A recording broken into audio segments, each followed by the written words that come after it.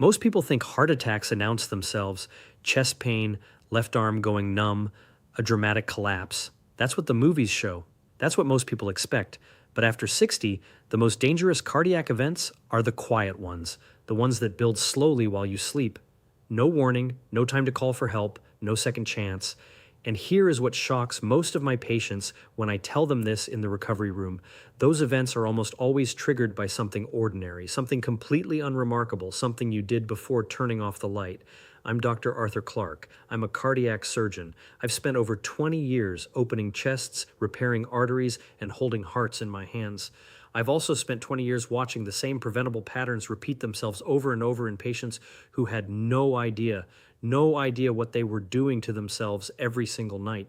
Tonight, I'm going to show you 5 of those patterns, 5 habits that are quietly loading the gun while you sleep, and then I'll show you exactly how to unload it, one simple evening at a time. Stay with me. What you learn in the next few minutes may be the most important thing you hear this year. Here's something most people don't know. Your cardiovascular system doesn't take a break when you fall asleep. It shifts gears. In a healthy body, nighttime is when your blood pressure naturally dips, usually 10 to 20% lower than during the day. Your heart rate slows, your arteries relax.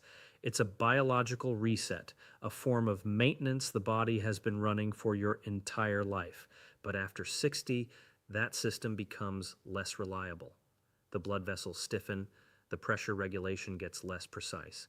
Certain hormonal signals that used to protect the heart at night, they start to weaken, and the margin for error gets much, much smaller. Think of it this way. During the day, your cardiovascular system has backup mechanisms. It can compensate, it can adapt.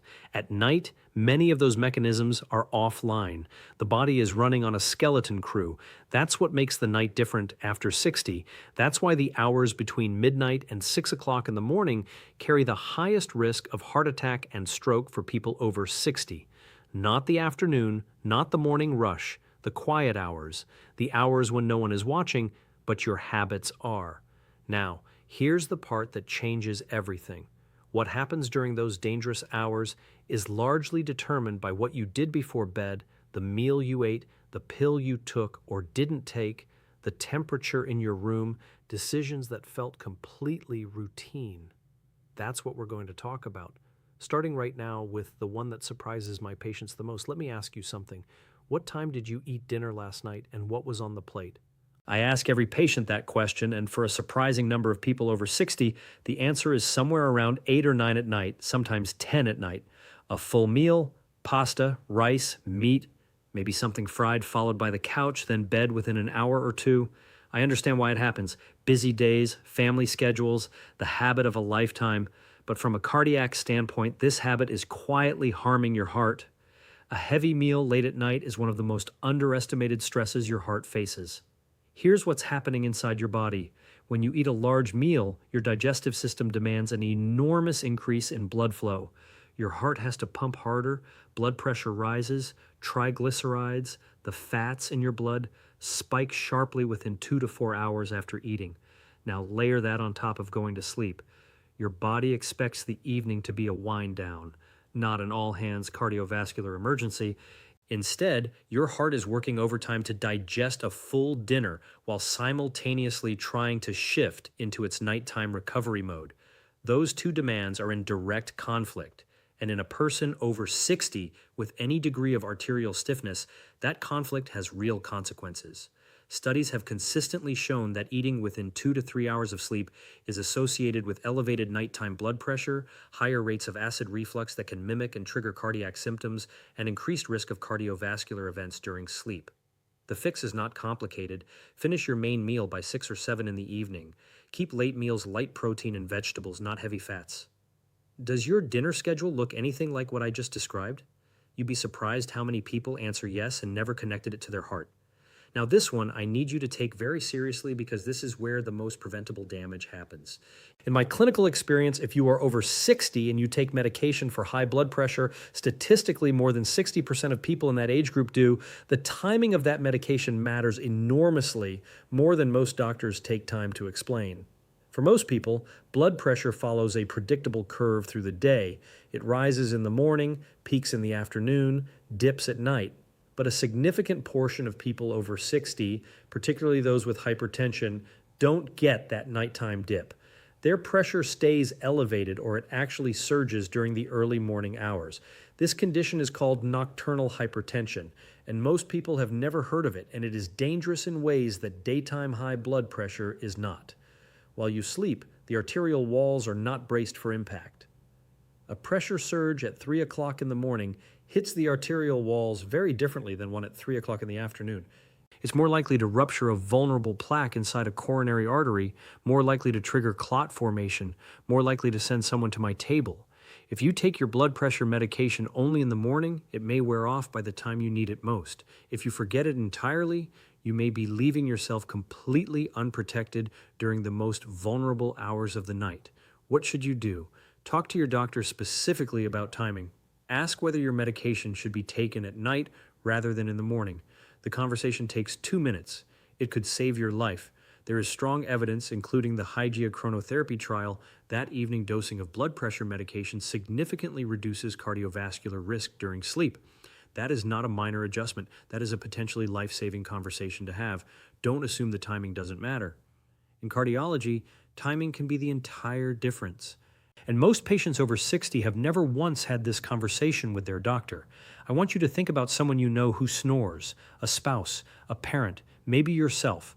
That sound, that loud, irregular rumbling in the night. Most people treat it as an annoyance, something to laugh about, something to elbow your partner over. I treat it as a cardiac warning sign until proven otherwise. After 20 years in this field, I mean that literally. Sleep apnea is one of the most underdiagnosed and underestimated conditions I encounter in patients over 60. It's estimated that over 30% of older adults have some form of it, and the vast majority have never been diagnosed or treated. They have absolutely no idea what it is doing to their heart every single night. Here's what actually happens during an apnea episode. You stop breathing for 10 seconds, 40 seconds, sometimes longer. It might happen dozens of times per hour. Each time the oxygen level in your blood drops sharply, your brain registers a crisis and fires off a stress response. Adrenaline, cortisol, a sudden spike in heart rate and blood pressure. Your heart jolts awake essentially while the rest of you is still asleep, night after night, year after year. Now imagine that happening 30, 40, 50 times in a single night. What that does to the cardiovascular system is not subtle. Sleep apnea is directly associated with a 3 times higher risk of heart attack. That number alone should stop you cold. It is strongly linked to irregular heart rhythms, including atrial fibrillation, which itself dramatically raises stroke risk. It accelerates the thickening and stiffening of arterial walls, and because the person is asleep for all of it, they often have no idea until something serious happens. The warning signs are not always obvious. Yes, loud snoring is one, but there are others. Watch for waking up with headaches, feeling exhausted even after a full night of sleep, needing to urinate frequently during the night, waking up with a dry mouth or a feeling of choking. If any of those sound familiar, talk to your doctor about a sleep study. Here's what I tell my patients directly. If you snore heavily, you're over 60, and you have any history of heart disease or stroke, getting evaluated for sleep apnea is not optional. It is part of your cardiac care, full stop. The treatment, most commonly a CPAP device, is not glamorous. I know that. But the data on what it does for heart health is remarkable. Patients who comply with CPAP therapy show measurable reductions in blood pressure, lower rates of atrial fibrillation, and significantly reduced cardiac risk. One device, one habit, enormous protection. Does anyone in your household snore? Have you ever been told you stop breathing in your sleep? Think carefully before you move on from this one. This next habit is driven by something completely logical, and that's exactly what makes it so easy to overlook. Many people over 60 deliberately limit how much they drink in the evening. The reason makes perfect sense. They want to avoid waking up at 2 o'clock in the morning to use the bathroom. Disrupted sleep is uncomfortable. Getting up at night increases fall risk, so they cut fluids after dinner, sometimes after 4 o'clock in the afternoon.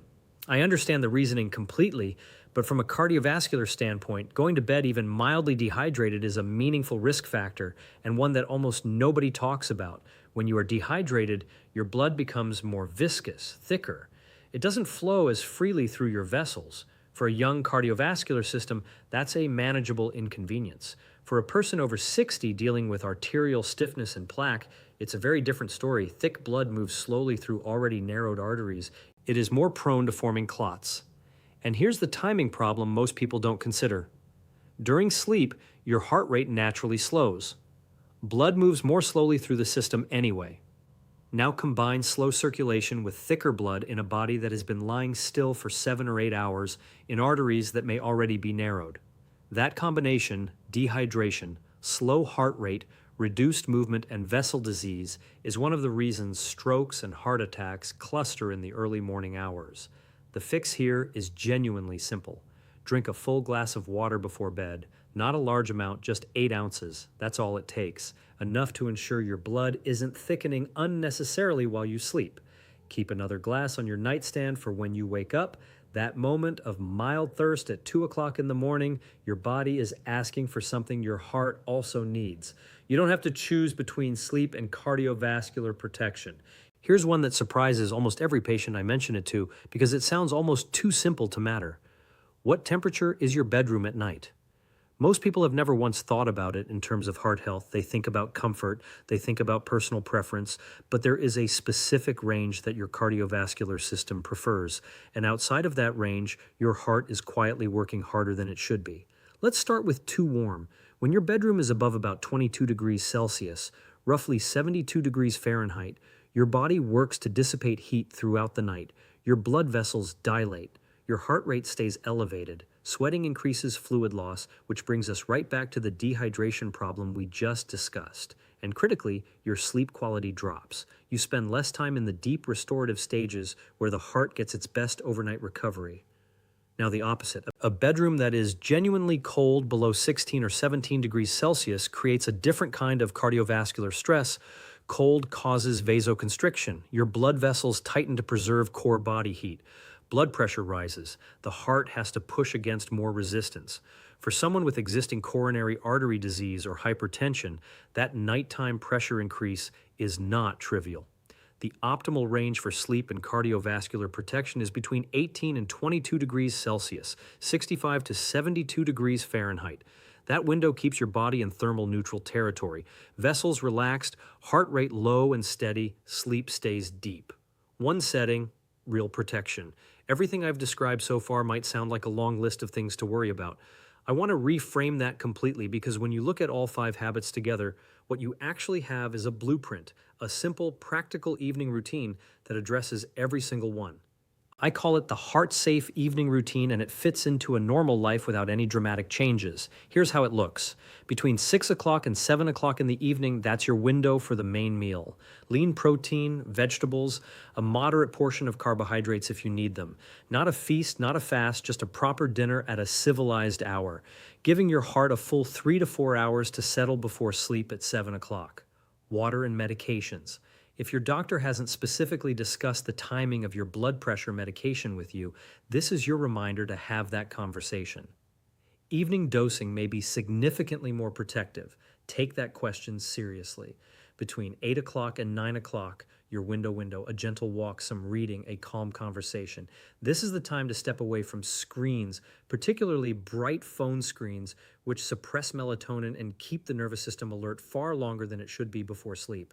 By 9 o'clock, check your bedroom, adjust the thermostat, open a window briefly, set a glass of water on the nightstand. These take 90 seconds. They matter. By 10 o'clock, you're in bed. And here is one final detail that costs you absolutely nothing. If you snore or if you've been told you stop breathing during sleep, try sleeping on your side rather than your back. Back sleeping worsens airway obstruction dramatically. A simple positional change can reduce apnea episodes significantly while you work toward a formal evaluation. Dinner by 7 o'clock, water and pills at 7 o'clock, calm evening until 9 o'clock. Room prepared by 9 o'clock in, bed by 10 o'clock on your side. The question is never whether this routine works. The data is clear that it does. The question is whether you'll actually do it, and that's a question only you can answer. Now, I want to be honest with you for a moment, not as a content creator, as a surgeon. I have stood at an operating table at 3 o'clock in the morning holding a heart that stopped because of a clot that formed overnight in a narrowed artery. I have spoken to families in waiting rooms at dawn, families who had no idea anything was wrong when they said goodnight a few hours earlier. I have read autopsy reports on people who were planning their grandchildren's birthdays the week before. And in case after case, the contributing factors were not mysterious. They were a late dinner, a skipped medication, a bedroom that was too warm, a body that was quietly running out of water, an airway that had been collapsing silently for years while everyone assumed the snoring was just snoring.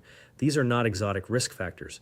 They are not rare. They are the background noise of millions of ordinary evenings, and that background noise accumulated night after night, year after year, can become a cardiac event that nobody saw coming because nobody knew to look. Here is the truth that 20 years in the operating room has given me. Most of the hearts I've had to repair didn't fail because of bad luck. They failed because of bad information the patient simply never had. You now have it. The question is what you do with it tonight, not next week, not after your next checkup. Tonight, let's bring it all together. 5 habits, 5 fixes. I want you leaving with a clear action plan, not a vague sense of worry. 1. Finish your main meal by 6 o'clock or 7 o'clock in the evening.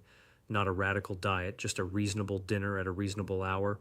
2, talk to your doctor about the timing of your blood pressure medication. Ask specifically about evening dosing. That single conversation could be the most important medical discussion you have this year. 3, if you snore, if you wake up exhausted, if anyone has ever told you that you stop breathing in your sleep, get evaluated for sleep apnea. This is not optional at 60 plus. It is part of taking your heart seriously. 4, drink a glass of water before bed. Keep one on the nightstand. Do not let your blood thicken overnight because you were trying to avoid a bathroom trip. 5, set your bedroom between 18 and 22 degrees Celsius, 65 to 72 degrees Fahrenheit. That simple number protects your vessels and costs you nothing.